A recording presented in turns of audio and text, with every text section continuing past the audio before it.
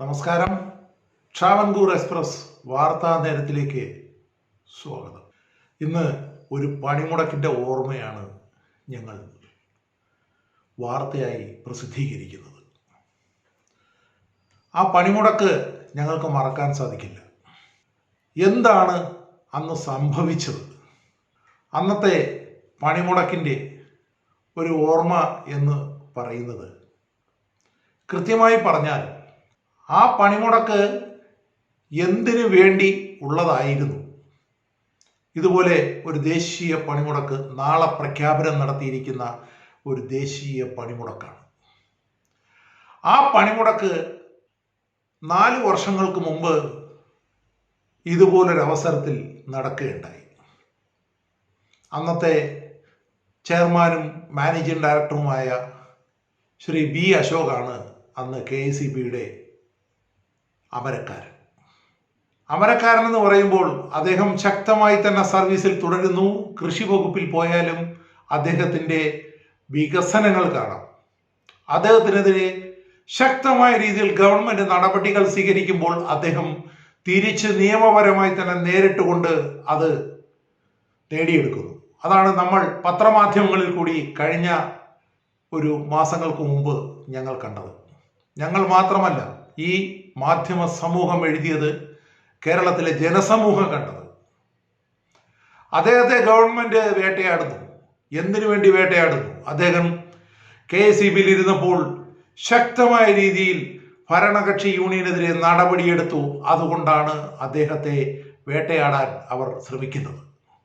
ഇപ്പോൾ ഈ വാർത്തയിലേക്ക് വരുന്നത്, കഴിഞ്ഞ 4 വർഷങ്ങൾക്ക് മുമ്പ് ഇതുപോലൊരു പണിമുടക്ക് ദിവസമാണ്.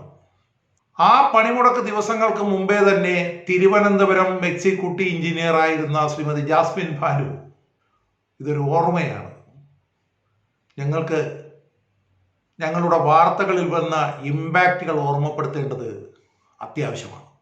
ആ തിരുവനന്തപുരം എക്സിക്യൂട്ടീവ് എഞ്ചിനീയർ ആയിരുന്ന ജാസ്മിൻ ഭാനു KICBയിൽ നിന്നും ഔദ്യോഗികമായി ലീവ് എടുക്കാതെ 4 ദിവസത്തോളം യാത്ര ചെയ്തു കേരളത്തിന് വെളിയിൽ. അദ്ദേഹം കണ്ടുപിടിച്ചു. ഞങ്ങളുടെ വാർത്തയാണ് അതിന് സൂപ്പർ ഇമ്പാക്റ്റ് ആയത്. നിയമം നടപ്പിലാക്കുന്നവർ അമരക്കാരനായി വന്നാൽ ആ വാർത്തകൾ ശ്രവിക്കുകയും അതിനനുസരിച്ച് നടപടി വരികയും ചെയ്യും. അതാണ് ബി അശോക് എന്ന ചെയർമാന്റെ കഴിവ് അന്ന് ഞങ്ങൾ കണ്ടു. ഉടൻ തന്നെ അദ്ദേഹം KICB വിജിലൻസിനെ അലർട്ടാക്കി. KICB വിജിലൻസ് ഉടൻ തന്നെ തിരുവനന്തപുരം പവർ ഹൗസിൽ വന്നു. ചീഫ് എഞ്ചിനീയറുടെ ഓഫീസിൽ നിന്നും രേഖകൾ പിടിച്ചെടുക്കുന്നു. ഡെപ്യൂട്ടി ചീഫ് എഞ്ചിനീയറുടെ ഓഫീസിൽ വന്ന് രേഖകൾ പിടിച്ചെടുക്കുന്നു. ഡെപ്യൂട്ടി ചീഫ് എഞ്ചിനീയർ ചില ഉടായിപ്പുകൾ ചെയ്തു. ചീഫ് എഞ്ചിനീയർ ആയിരുന്ന അന്നത്തെ ശ്രീമാൻ ഡോൺ, അദ്ദേഹവും ചില ഉടായിപ്പുകൾ നടത്തി. എന്നാൽ അതെല്ലാം ഞങ്ങൾ കാണിച്ച രേഖകൾക്ക് ബദലാണെന്ന് സൂചിപ്പിച്ചുകൊണ്ട് വിജിലൻസ് റിപ്പോർട്ട് കൊടുത്തു CMDക്ക്. ആ റിപ്പോർട്ടിനനുസരിച്ച് പ്രവർത്തിച്ചു.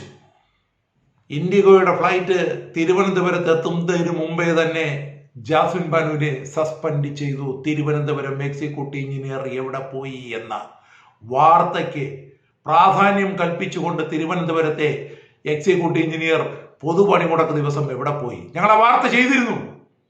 അതിസുരക്ഷാ ക്രമീകരണങ്ങൾ ഏർപ്പെടുത്തേണ്ട തിരുവനന്തപുരം എക്സിക്യൂട്ടീവ് എഞ്ചിനീയർ ആ പണിമുടക്ക് ദിവസം എവിടെ പോയിരുന്നു എന്ന് ചൂണ്ടിക്കാണിച്ചുകൊണ്ട് ഞങ്ങൾ വാർത്ത ചെയ്തിരുന്നു.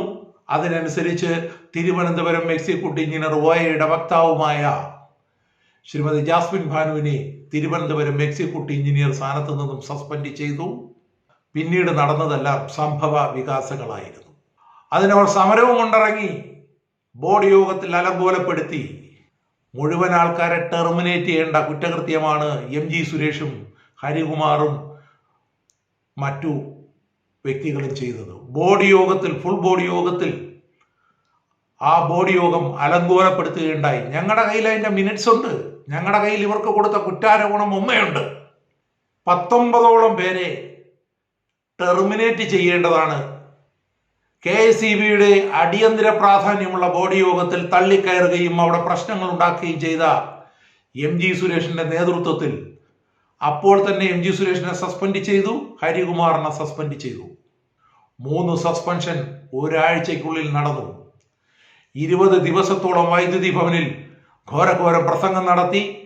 ഈ ചാനലിനെതിരെയും ചാനൽ മേധാവിക്കെതിരെയും വൃത്തികെട്ടവനെന്നും മറ്റും സൂചിപ്പിച്ചുകൊണ്ട്, ലൈൻമാനാണെന്ന് സൂചിപ്പിച്ചുകൊണ്ട്, ഞാൻ ലൈൻമാൻ തന്നെയെന്ന് അന്നും ഞാൻ സൂചിപ്പിച്ചിരുന്നു. ഇവർ ചീത്ത വിളിച്ചു. ആ ചീത്തവിളിയെല്ലാം ഞാൻ കേട്ടു. എനിക്കതിൽ സന്തോഷമുണ്ട്, അഭിമാനമുണ്ട്. KICBയിലെ തെമ്മാടികളായ OA-ക്കാരന്മാരെ സസ്പെൻഡ് ചെയ്യാൻ സാധിച്ചു, ഒരു വനിതാ എക്സിക്യൂട്ടീവ് എഞ്ചിനീയർ ഉൾപ്പെടെ. പണിമുടക്ക് ദിവസം ഔദ്യോഗികമായി ലീവ് കൊടുക്കാതെ മുങ്ങിയ ശ്രീമതി ജാസ്മിൻ ഭാനുവിനെയും അനുയായികളെയും സസ്പെൻഡ് ചെയ്യാൻ സാധിച്ചു.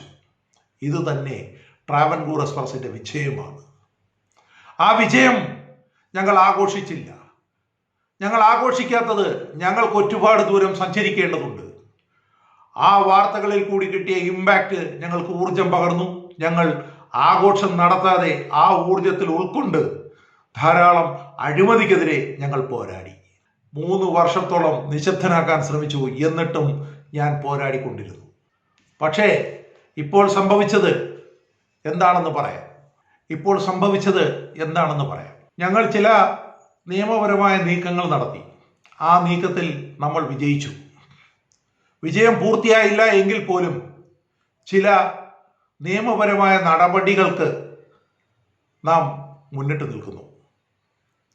ആ പണിമുടക്ക് ദിവസം സസ്പെൻഡ് ചെയ്തതും ഉൾപ്പെടെയുള്ള വിവരങ്ങൾ ചേർത്തുകൊണ്ട് ഞങ്ങൾ കേന്ദ്ര ഗവൺമെന്റിന്റെ ചില അന്വേഷണ ഏജൻസികൾക്ക് പരാതി നൽകിയിട്ടുണ്ട്.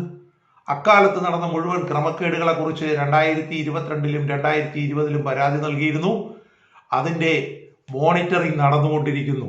ഇത് പുറത്തുവിടേണ്ടത് അത്യാവശ്യമാണ് എന്ന് സൂചിപ്പിച്ചുകൊണ്ടാണ് ഇന്ന് ഞങ്ങൾ ഈ വാർത്തയിലേക്ക് വരുന്നത്. മോണിറ്ററിംഗ് സെൻട്രൽ ഗവൺമെന്റിന്റെ 2 പ്രതിനിധികൾ ഞങ്ങളുടെ ഓഫീസ് സന്ദർശിച്ചിരുന്നു.